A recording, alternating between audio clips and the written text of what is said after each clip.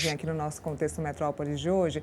Igor Gadelha já está aqui comigo no estúdio. Vamos comentar um pouquinho sobre essa sabatina do presidente Lula. Gadelha, muito bom dia. Obrigada por estar aqui com a gente. Bom dia a todos. Olha só, já começamos o programa falando sobre a primeira fase da sabatina, a primeira parte, que é a questão da Roberta Luxinger, do Lulinha e do Marcola. Interessante que o presidente Lula chegou a falar sobre o Marcola e citou a proximidade. Ele disse, olha, ele poderia falar para mim que estava passando por dificuldades, é como um filho meu, o que mostra ainda mais a proximidade entre os dois. Então, o presidente Lula falou sobre o Lulinha, mais do mesmo, que não vai atrapalhar a investigação nenhuma, que o filho dele tem que prestar conta à sociedade. Disse que não conhece a Roberta Luxinger, daí a internet já chegou jogando ali, foto. né? Exatamente. Deu munição totalmente. Deu munição. Então, para a gente começar falando desse início da sabatina, alguma coisa te chamou a atenção?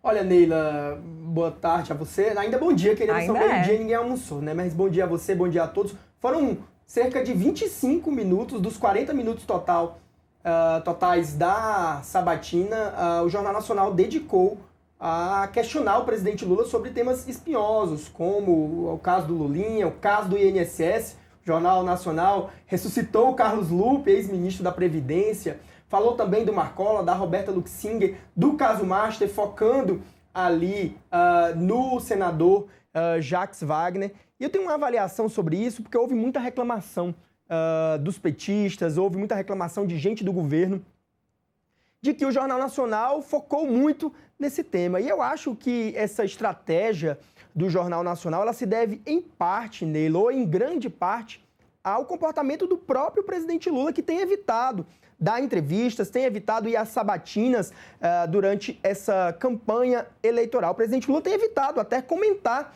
sobre esse assunto, seja em notas oficiais, quando nós da imprensa divulgamos detalhes da investigação acerca desses casos rumorosos, como o INSS e também o caso Master. O presidente Lula, na minha avaliação, tinha que ter esgotado esse tema em entrevistas anteriores antes de ir para a sabatina do Jornal Nacional, que é o jornal de maior audiência da televisão aberta brasileira. Então, ele se recusa a dar entrevistas, se recusa a ir em entrevistas, o que deixa muitas dúvidas para toda a imprensa. Não só o Jornal Nacional, o presidente muito recentemente, acho que na terça-feira, dia 25, ele esteve na cerimônia do Dia do Soldado, foi falar com a imprensa, fez um pronunciamento, e assim que a gente teve a oportunidade, a gente, que eu digo a imprensa, nós fomos questionar o presidente Lula sobre esses temas espinhosos. É o nosso trabalho como imprensa. Havia muitas dúvidas.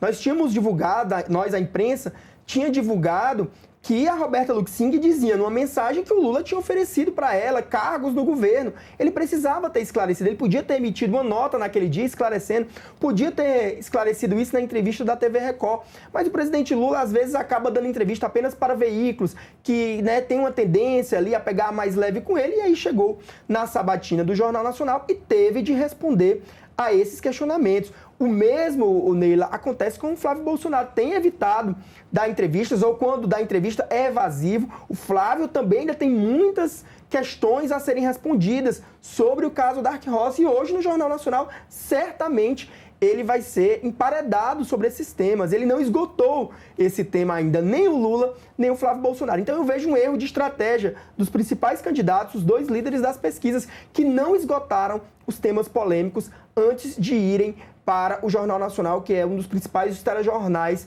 do Brasil. Isso eu acho que fica ali o ensinamento para as campanhas. Eles vão ter que esgotar esse tema, porque ainda assim ficaram muitas dúvidas. Se eles não derem essas entrevistas, esses temas vão continuar vindo à tona até a véspera do primeiro turno das eleições, o que pode ser muito ruim para os dois candidatos. É isso, a gente vem falando isso aqui sempre. E eu até ouvi a campanha do Flávio, e eles estão realmente já preparados, sabendo que essa sabatina vai ser guerrilha, que ele vai ser metralhado sobre esse assunto. Tem até um bastidor interessante, o ministro Sidônio Palmeira, que é o SECOM, da Secretaria de Comunicação Social da Presidência, ele reclamou com a direção da Globo, é uma apuração que eu tenho, ele reclamou desse tempo, 25 minutos, mais da metade da sabatina foi destinada a temas espinhosos. E ele disse ali para a direção da Globo que a campanha do Lula vai estar de olho e vai cronometrar para saber se o Flávio também vai ser questionado. Então eu acho que a Globo ali, até mesmo por paridade, vai ter que destinar aí talvez mais de 20 minutos, como foi o Lula, para temas espinhosos, investigativos, e há muito o que se perguntar ainda para Flávio Bolsonaro. Agora eu achei, Leila, que o presidente Lula, ele, se tivesse de dar uma nota de 0 a 10, acho que ele foi 7 ali nessa sabatina. O presidente Lula tem uma expertise muito grande, ele já foi para essas sabatinas do Jornal Nacional outras vezes. Achei que ele deu respostas muito longas. Alguns candidatos, alguns macacos velhos da política, como a gente costuma dizer, né? Eles sabem se sair disso. O presidente Lula tem experiência suficiente para se sair. Ele podia ter dado respostas curtas e ter tentado impor os temas que ele queria falar, sobre soberania, sobre Trump. Ele podia ter respondido e dizer, mas eu acho que a gente deve falar sobre isso, isso e aquilo. Ele não. Eu não sei se foi por estratégia, qual foi ali a intenção, mas ele acabou se alongando nessas respostas e esqueceu, né, ou não conseguiu pautar a sabatina com os temas que seriam de interesse dele, né? Eu acho que o presidente Lula perdeu ali uma oportunidade, aí falando do ponto de vista de estratégia eleitoral, de citar o Flávio Bolsonaro. Ele não mencionou o Flávio Bolsonaro, talvez para não dar espaço pro adversário. Mas quando o Jornal Nacional, a Renata Vasconcelos, perguntou ali sobre o Jacques Wagner e o César Tralli também, sobre o caso Master, o Lula dedicou a resposta dele toda a defender o Jacques Wagner, que é amigo dele há mais de 40 anos, mas ele poderia ter jogado a bola, né, para o Flávio Bolsonaro, lembrar também, né, ter lembrado da participação do Flávio Bolsonaro, da citação do Flávio Bolsonaro no caso Master, do áudio com o Vorcaro, mas ele não fez isso. Não, né? ele acabou muito brevemente. Na verdade, a citação que ele fez ali, ele fala na hora do Lulinha, ele diz, olha, eu não vou interferir nas investigações como outros fizeram, mas eu acho que ele nem chegou a mencionar o sobrenome Bolsonaro durante essa entrevista. Ele só falou Master, ele falou, acho que agora as investigações têm que ir para o caso Master, e logo foi cortado pelo César também Tralli. Ele não teve a oportunidade, talvez, mas enfim, não citou o principal adversário. Eu tenho certeza que hoje o Flávio Bolsonaro vai citar muito o presidente Lula, é o que eu tenho ouvido ali, é uma estratégia dele. Essa semana ele estava dando uma entrevista na Fiesp, né, depois de ter participado na segunda-feira de uma reunião da diretoria da Fiesp. E aí, quando a gente da imprensa perguntou sobre o caso Master, a primeira coisa que ele fez foi, não, mas quem deve explicações é o presidente Lula. Então ele jogou a bola para o presidente Lula. Então acho que o presidente Lula conseguiu sair dessa sabatina vivo, acho que também não foi assim uma tragédia, mas de uma nota de 0 a 10 eu daria 7. A sabatina dele de 2022, quando ele também não era presidente da República, obviamente, eu acho que foi melhor para ele do que essa de agora, de 2026. Claro, ele está no cargo da presidência, então, obviamente, ele seria mais cobrado. Teve um ponto também, que aí a gente já passa para a segunda parte, que me chamou muita atenção e que foi considerado muito ruim ali pelos integrantes do governo, foi quando o presidente Lula falou sobre economia. Orçamento. Nossa, ele falou que não liga ali para o endividamento e tudo mais, que é justamente tudo ao contrário do que o ministro da Fazenda dele, o Dario Duriga, tem tentado pregar para o mercado financeiro. Assim como a campanha do Flávio ontem teve um evento, né, com banqueiros, a campanha do Lula também tem feito esses encontros reservados. O Dario Duriga tem ido até a Faria Lima para dizer que o Lula vai ser responsável. É engraçado porque, assim, teve uma trajetória do endividamento muito grande, mas o Lula sempre pregou ali em outras entrevistas, pregando a responsabilidade fiscal. Ontem ele não pregou, então isso foi muito ruim, desfaz um trabalho que o ministro da Fazenda tem tentado fazer ali. Há uma preocupação muito grande. Agora há pouco estava conversando com uma fonte que foi para esse jantar do Flávio Bolsonaro, estava me dizendo que o tema desse jantar do Flávio Bolsonaro com os banqueiros foi segurança pública e endividamento. Há uma preocupação muito grande, né, com segurança pública da população como um todo, mas do mercado com o alto endividamento do governo federal. Inclusive Faria Lima, que vem se aproximando do Flávio Bolsonaro, eles não gostam de governo Lula, preferem que seja um outro governo que não seja o do governo Lula. Lula não falou sobre orçamento. Vale destacar, Gadelha, que nós estamos em um ano de estouro total do teto de gastos. É um ano atípico. Não tem nenhum ano que não deixa de se estourar o teto de gastos. Na pandemia teve problemas, então também tem. Agora é engraçado que a campanha do Flávio se ressente muito. Porque quando o Flávio estava abaixo nas pesquisas ali, o Lula chegou a abrir uma diferença de 8 pontos. Ninguém procurava o Flávio Bolsonaro. Agora que ele vem ali subindo nas pesquisas, que a vantagem do Lula sobre o Flávio diminuiu, aí sim a Faria Lima foi até ele e organizaram esse jantar. Tinha gente do Itaú, tinha gente do Bradesco, tinha gente da Renner, tinha gente do Grupo Votorantim. Então, assim, tinha muito empresário, muito banqueiro. E antes, eu lembro ali em maio, ali em junho, quando as denúncias do Dark Horse estavam mais evidentes, a Daniela Marques, que é a assessora do Flávio ali para assuntos econômicos, ela precisou ir até a Faria Lima para dizer, olha, levem a sério a candidatura do Flávio Bolsonaro. Ele não vai ser trocado, tentou provar a candidatura dele. E agora aí que ele está crescendo, nada com uma perspectiva de poder, né? Isso a gente vê muito aqui em Brasília, né? Quando há uma perspectiva real de poder, aí essa figura ela vira aí muito procurada pelos banqueiros, pela imprensa. Quando a pessoa não tem mais perspectiva de poder, aí o café fica frio, né? Exatamente. Aí ninguém quer mais ir tomar café com essa pessoa. Não, nem café nem jantar. Bom, outra coisa que o presidente Lula deixou de falar foi a questão das emendas, e aí entra o orçamento, que ele está batendo muito nesse assunto. Ele podia jogar a culpa, tirar a culpa do governo e colocar a culpa no Congresso, não o fez, até porque ele está num momento de aproximação com o Davi Alcolumbre e Hugo Mota, talvez tenha isso também por trás de ter deixado de criticar as emendas parlamentares. E teve um momento também que ele falou sobre educação. E aí a pergunta, um governo que está há 20 anos no poder, o presidente Lula com 4 anos de poder agora não mudou nada na educação, vai mudar? Essa pergunta foi feita a ele. Ele, não, a gente precisa de uma inteligência artificial brasileira, precisamos que a gente exporte inteligência, exporte o que a gente tem de bom, por exemplo, de minerais críticos, terras raras, que a gente extraia os minerais críticos, exporte isso, exporte inteligência. E foi perguntado por que ele não fez isso. Ali foi um momento em que ele também derrapou, não soube muito bem responder. Só disse o seguinte, a gente vai fazer e me deu uma outra oportunidade. Eu acho que o presidente Lula não soube administrar a estratégia ali nessa entrevista, não soube impor a pauta que ele queria. E agora, claro, a campanha dele está reclamando porque o Jornal Nacional gastou mais da metade do tempo com esses temas espinhosos, mas o presidente Lula, safo que ele tem experiência, ele poderia ter invertido essa pauta e procurado passar para os temas que ele queria, né? Ele poderia ter ressaltado mais o fim da escala 6x1, que deve ser votado na próxima semana no Congresso Nacional, nessa área de educação também. Ele podia ter ressaltado o Pé de Meia, que é uma das poucas novidades importantes desse governo, o programa Pé de Meia, né, que dá ali, faz uma poupança para o estudante terminar o ensino médio, um estímulo para o estudante terminar o ensino médio. Então eu acho que o Lula não conseguiu se vencer, não conseguiu se vender bem nessa sabatina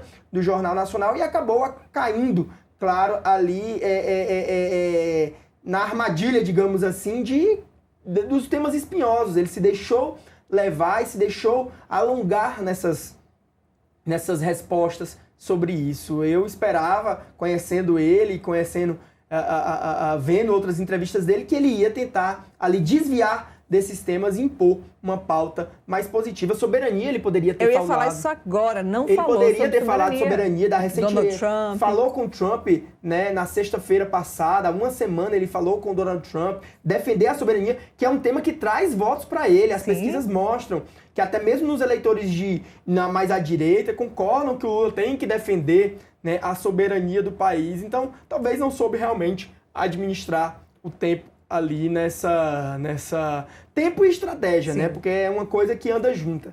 Não soube aproveitar da melhor forma possível para se vender e para pautar a sabatina. Ele acabou mais sendo pautado do que pautou a sabatina do Jornal Nacional. Se formos comparar com os outros candidatos, esse ponto que você disse dele não pautar também é importante. Uma comparação, por exemplo, com o Caiado tentou o tempo inteiro vender Goiás. Ele colocava Goiás... Mas é tudo que ele faz na campanha. Não, é tudo que ele faz, mas ele fez. Assim, ele tentou colocar a pauta que ele queria o tempo inteiro. Ele tentava mudar o assunto da Renata e do Tralho o tempo inteiro, coisa que o Lula não fez. E eu senti o presidente muito pacífico, mas ele é macaco velho.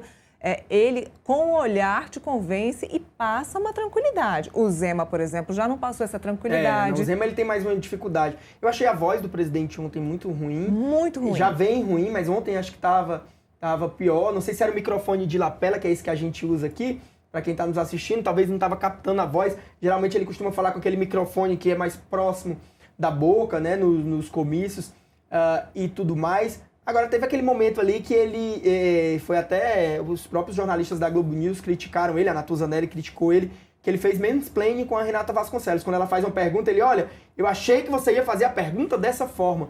É ruim, porque parece ali que ela é uma jornalista mulher, parece que ele estava ali tentando dizer como um jornalista tem que fazer a sua pergunta, pode ter soado meio agressivo. Então, acho que foi uma nota 7, também não foi de todo ruim, né? Assim, acho que ele conseguiu sobreviver àquela sabatina. Teve segurança pública, né? Que é um assunto que vai ser mais comentado, inclusive isso está em primeiro lugar nas pesquisas, mostra que segurança pública é o assunto que vai ser mais comentado e é o assunto que as pessoas têm mais vontade de tratar. Uma área em que a esquerda tem muita dificuldade. Muita. É o calcanhar de Aquiles do presidente Lula, eu falo isso há 4 anos.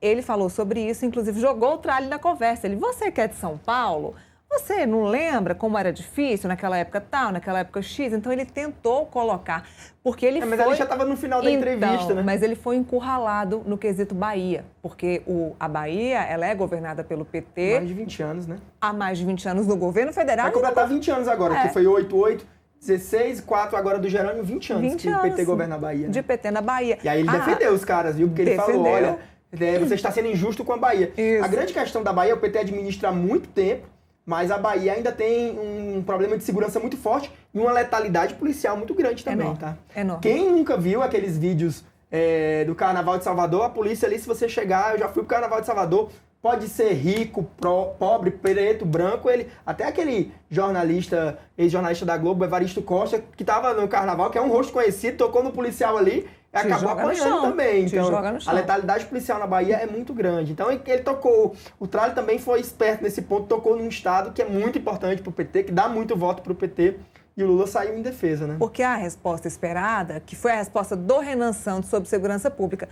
O que o senhor espera fazer sobre segurança pública? E o Renan disse, calma, segurança pública é uma responsabilidade do Estado. O governo pode ajudar com dinheiro, com orçamento, mas a ponta é estadual, é municipal. A população precisa entender isso, assim, né? Que a responsabilidade da segurança pública é dos estados. As polícias militares, as polícias civis que atuam nessa parte mais ofensiva, ostensiva, de segurança é dos estados. O Lula poderia realmente ter feito isso. Eu acho que realmente, assim... Eu acho que a pergunta, eles usaram a entrevista do Renan e a pergunta do Tralli foi muito inteligente. Ele já jogou o governo federal e estadual da Bahia no colo do presidente Lula, sabendo que o Renan disse, olha, mas peraí, isso aí é uma responsabilidade do Estado. Daí o Tralli já joga para o presidente Lula, olha, o PT governa a Bahia há 20 anos. Segurança pública é uma responsabilidade do Estado. Por que o PT da Bahia não resolve esse assunto? E ele disse, você está sendo injusto com a Bahia, mas ele não conseguiu responder, não. Eu acho que o presidente Lula, assim, resumindo, ele foi bem ao falar do filho, porque ele disse assim, meu filho errou, ele vai ter que pagar, eu não vou atuar para protegê-lo, não vou atuar para interferir nas investigações. Isso foi bem. Acho que ele atuou bem no Marcola também, porque tem um momento que ele diz, olha, o Marcola sabe do erro que ele cometeu. A Renata chega a perguntar se o senhor não acha que isso, né, quase ela perguntou se é imoral as coisas, ele ter recebido dinheiro. Ele sabe do erro que ele cometeu, ele sabe da importância que é chefe de gabinete, o Marcola não é do sangue dele, né? Então, né, ele podia ter sido mais desse jeito como ele foi com o Marcola, né? Teve gente que interpretou que ele errou na parte que ele diz, ele devia ter me falado, porque realmente o Marcola é como se fosse um filho pro presidente. Ele falou isso. Tá com o Lula ali, o Marcola é um cara que, para quem conhece, para quem acompanha, no dia que o presidente Lula foi preso, ele estava indo ali para Curitiba, ficou com o presidente Lula no momento ruim, que era quando o presidente estava preso, mas realmente caiu. Isso aí pode não ser ilegal. O Lula tentou mostrar isso também, né? Que não teve ato de ofício, a lobista não conseguiu os contratos, mas não necessariamente uma coisa que não é ilegal, ela não é imoral. E tem passado essa sensação, né, para quando a gente vê essas notícias, de que era uma relação ali imoral, né?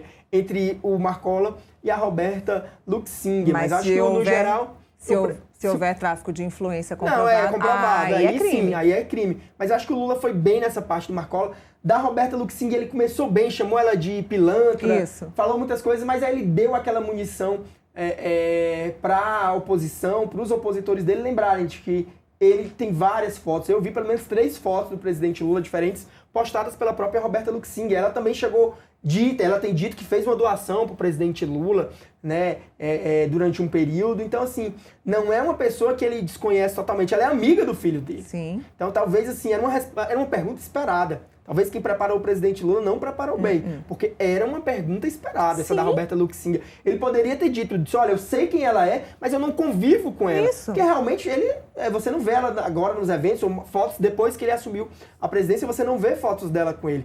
mas eu acho que ele errou no tom de dizer, olha, eu não conheço, nunca estive com ela.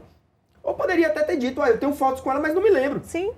Mesma justificativa que o Flávio deu quando surgiu aquela suposta foto dele com o sicário, né? É o que os aliados do Lula têm dito agora. Disse, olha, ele tira foto com muita gente, ela realmente frequentava ali os ambientes que é a esquerda, mas ele não se lembra, tira foto com muita gente, mas ele não falou isso ali no Jornal Nacional. Então eu acho que o presidente foi bem com Marcola, com Lula, começou bem na Roberta, mas aí deu aquela derrapada, defendeu bem o Jacques Wagner, né, que é um amigo dele, disse acreditar na honestidade do Jacques Wagner.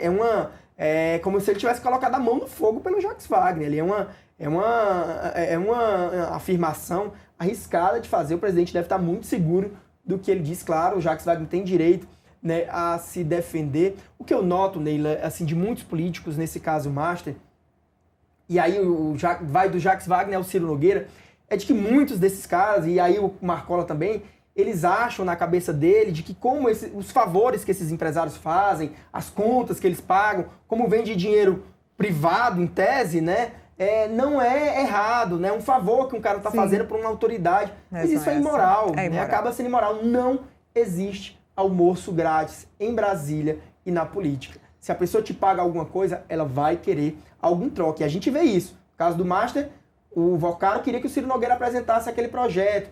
No caso Master também, o Augusto Lima queria, né, que o Jacques Wagner defendesse os interesses do Banco Master. Então não existe almoço grátis e é isso que essas pessoas precisam entender. Elas pagam ali, pode ser que o dinheiro que esteja saindo é dinheiro privado, mas essas pessoas têm contratos com dinheiro público. E aí o dinheiro público vira dinheiro privado que banca ali despesas desses políticos.